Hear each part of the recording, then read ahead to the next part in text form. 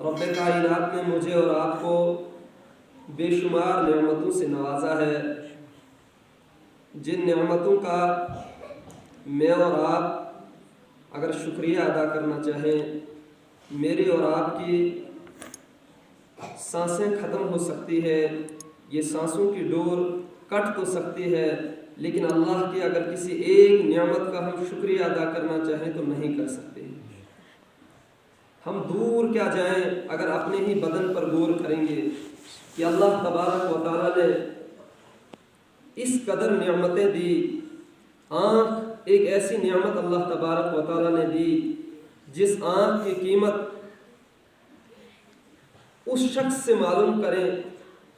جسے اللہ تبارک و تعالیٰ نے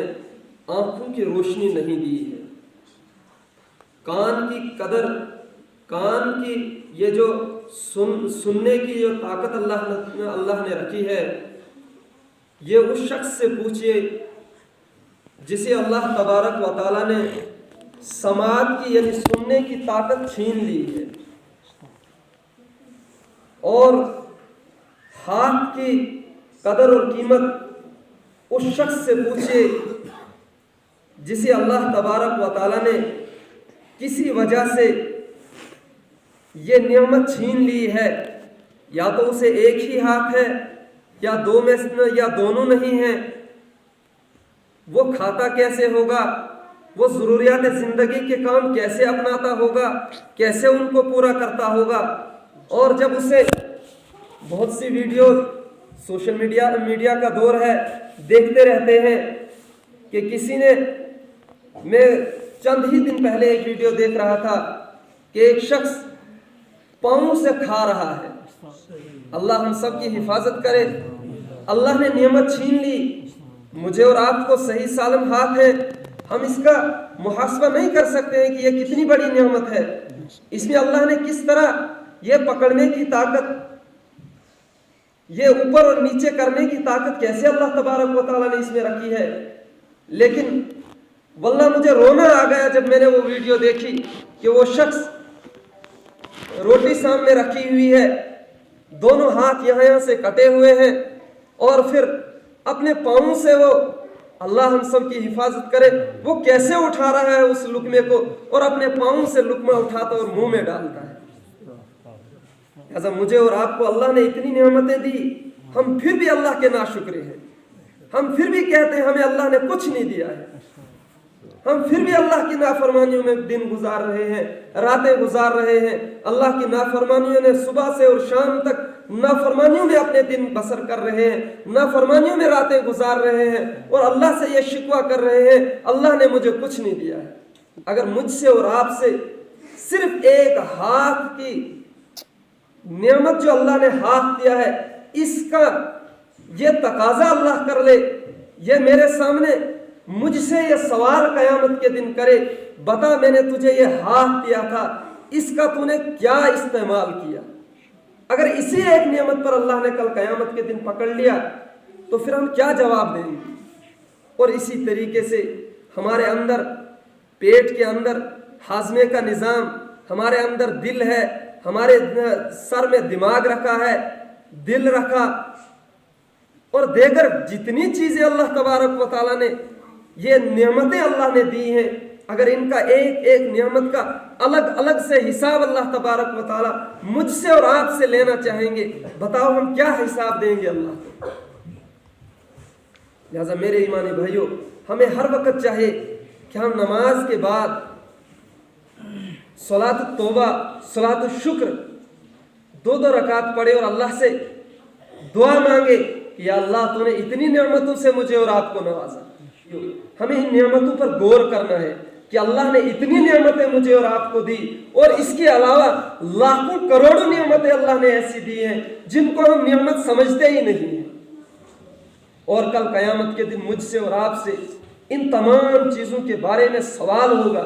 پوچھا جائے گا، اور جس جسم کے لیے، جن بچوں کے لیے، جس گھر کے لیے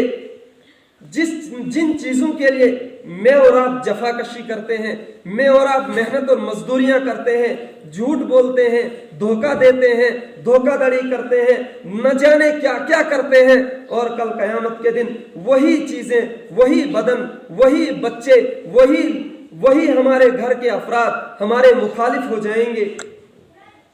وہ میرے اور آپ کے نہیں ہوں گے۔ پھر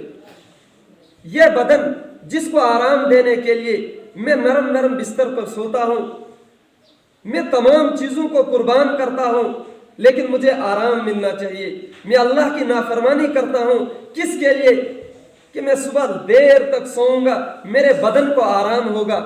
میرے بدن کو آرام ملے گا، لیکن کل قیامت کے دن یہی بدن میرے خلاف گواہی دے گا۔ اس وقت ہائی افسوس، یہ تمام چیزیں کریں گے، یہ تمام چیزیں دیکھیں گے، لیکن اس وقت کا دیکھنا ہمارے لیے کوئی فائدہ مند ثابت نہیں ہوگا۔ ہم نے ابھی بھی سنا کہ کس طریقے سے نام اعمال سامنے آئے گا، اس وقت انسان پچھتائے گا جب نام اعمال سامنے ہوگا۔ ہم کہیں گے کہ یہ میرا نام اعمال نہیں ہو سکتا ہے، لا یغادر صغیرۃ ولا کبیرۃ الا احصاها، اس نے تو نہ کوئی چھوٹا گناہ چھوڑا ہے نہ کوئی بڑا گناہ چھوڑا ہے، یہاں تو پوری زندگی کی کتاب میری لکھی ہوئی ہے، یہاں تو کوئی چیز چھوٹی ہی نہیں ہے۔ اس وقت کا پچھتانا میرے اور آپ کے لیے بے فائدہ چیز ہوگی۔ اس چیز کا محاسبہ ہم نے اس دنیا میں کرنا ہے۔ یہ جو ہماری زندگی آج سے پہلے جو گزر گئی، اس پر ہم توبہ کریں گے۔ آج کے بعد اللہ نے نہ جانے کتنی سانسیں، کتنے دن میرے اور آپ کے مقدر میں لکھے ہوں گے، ان میں ہم یہاں سے اس مجلس سے یہ تحیہ کر کے اٹھیں گے کہ میں اور آپ یہ جو زندگی کی سانسیں بچی ہوئی ہیں، ان کو اللہ کی فرما برداری میں گزاریں گے، اللہ کی نعمتوں کا شکریہ ادا کریں گے۔ ہم ہر اعتبار سے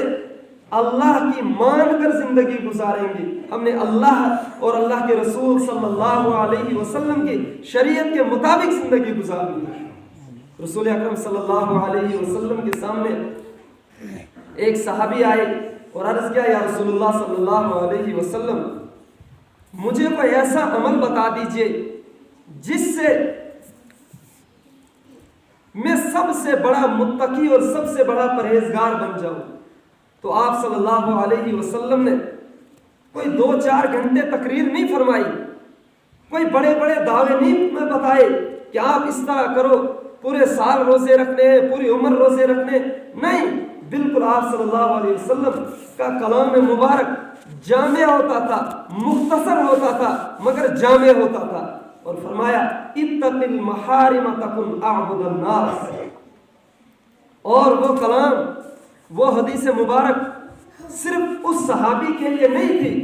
وہ قیامت تک آنے والے ایک ایک فرد کے لیے ہے۔ اتق المحارم تکن اعبد الناس۔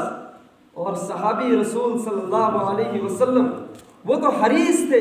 اس چیز کے کہ کس طریقے سے کوئی نیا عمل ہمارے سامنے آئے اور ہم اس پر عمل کریں گے۔ آپ صلی اللہ علیہ وسلم نے فرمایا کہ تم گناہوں سے پرہیز کرو، گناہوں سے بچو، تم دنیا کے سب سے بڑے عابد اور متقی اور پرہیزگار بن جاؤ گے۔ جب انسان گناہوں سے بچے گا، جب چھوٹے گناہ سے بھی انسان بچے گا، بڑے گناہ سے بھی انسان بچے گا، ہر ایک گناہ سے انسان ہاتھ سے جو گناہ کرتا ہے ہاتھ کے گناہوں سے بھی پرہیز کرے گا، پاؤں کے گناہوں سے بھی پرہیز کرے گا، آنکھوں کے گناہوں سے بھی پرہیز کرے گا، کانوں کے گناہوں سے بھی پرہیز کرے گا، زبان کے گناہوں سے بھی پرہیز کرے گا۔ جب بدن کے ہر اعضاء سے، ہر ایک عضو سے جو بھی گناہ ہوتا ہے، جب میں اور آپ ان گناہوں سے پرہیز کریں گے تو دنیا کے سب سے بڑے متقی اور سب سے بڑے پرہیزگار بن جائیں گے۔